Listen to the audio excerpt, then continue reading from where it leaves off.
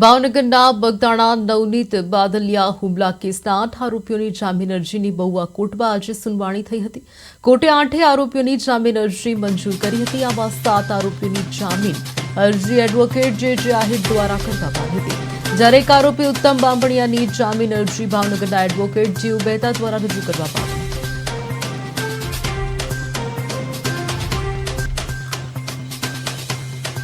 વીરુભાઈ મધુભાઈ સૈડા, આતુભાઈ ઓગળભાઈ ભમર, ભાવેશભાઈ ભગવાનભાઈ છેલાણા, વીરેન્દ્ર જયરામભાઈ પરમાર, પંકજભાઈ માવજીભાઈ મેર અને સન્ની ઉર્ફે સતીશભાઈ વનાળિયા જે છે તે 7 જણાની જામીન અરજી અમે કરેલ હતી, જે જામીન અરજી આજરોજ નામદાર કોર્ટે મંજૂર કરી છે અને એમાં શરતી મંજૂરી આપી છે કે આરોપીઓએ તેમની જે સ્વતંત્રતા છે એમનો કોઈ દુરુપયોગ કરવાનો નથી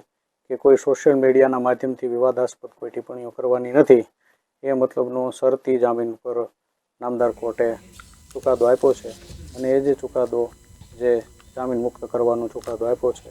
એ અમને શિરોમાન્ય